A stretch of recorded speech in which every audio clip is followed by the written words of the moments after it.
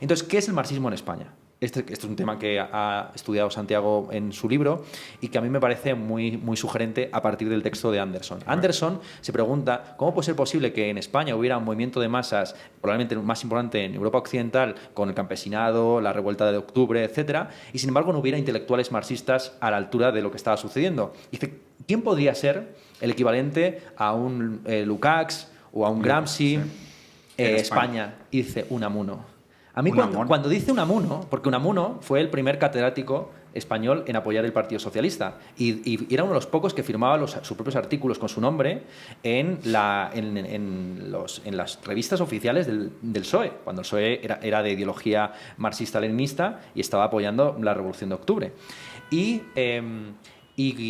claro, es muy interesante darse cuenta de que existe una tradición, si no de marxismo, sí de materialismo... ¿Dialéctico? No sé, hasta con una dialéctica extraña, que no es una dialéctica objetiva, sino que es con una concepción de la polémica, del ensayismo como polemismo, casi como una especie de quijotismo. O sea, una dialéctica que está más próxima al Quijote y a la idea de ironía y locura, efectivamente, y de heroísmo que otra cosa.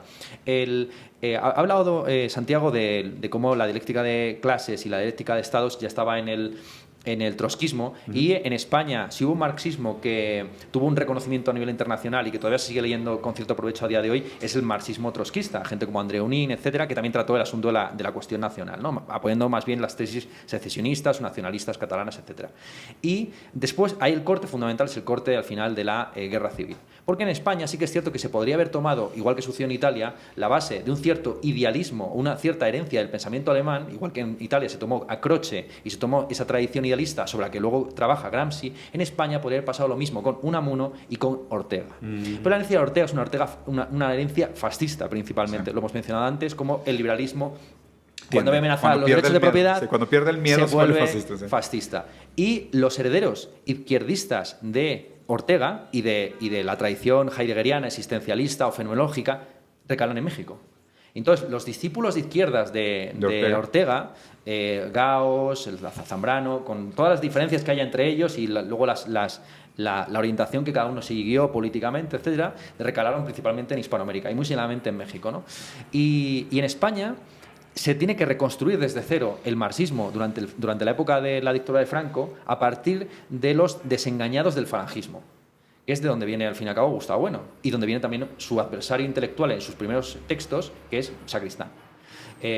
Manuel Sacristán, que crea que tiene una herencia en España increíble y que ahí, si uno se pone a ver, la mayor parte de los marxistas más interesantes o sólidos que se lo toman en serio provienen de Manuel Sacristán.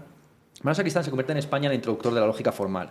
Hay un caso célebre de cómo no le entregan una cátedra en Valencia, porque está amañada, etcétera. Se la entregan al que se oponía a él, cuando en realidad era él prácticamente el único que sabía de lógica formal en España. Entonces, digamos que desde la polémica Gustavo Bueno Sacristán sobre la definición de la filosofía y la relación que tiene la filosofía con la academia y con la universidad marca de alguna forma la pauta de dos tipos de marxismo que ha habido también a nivel internacional. Está por un lado el marxismo, si se quiere, dialéctico, es un marxismo que tiene un compromiso político o que sí que se siente más o menos identificado o asociado con una cierta tradición revolucionaria y con un cierto pensamiento no sé si riguroso, sistemático o qué, y un marxismo analítico que va más, que quiere más bien vincularse con una serie de herramientas formales, con un pensamiento moderno, científico, de corte anglosajón, y esas son las dos líneas que se mantienen hasta los años 70, 80, etc.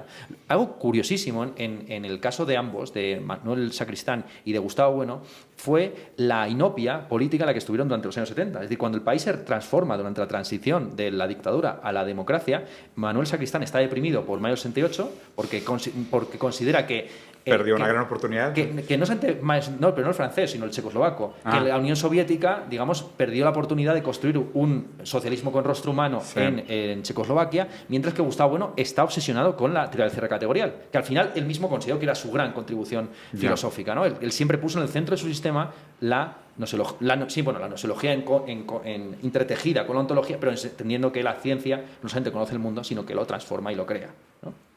Entonces, Hay un tema ahí muy interesante y, digamos, de ver qué es el marxismo o qué es el marxismo en España cuando estamos hablando de que la izquierda de herencia marxista durante los años 70-80 queda en mantillas o está hablando de otras cosas. Sí.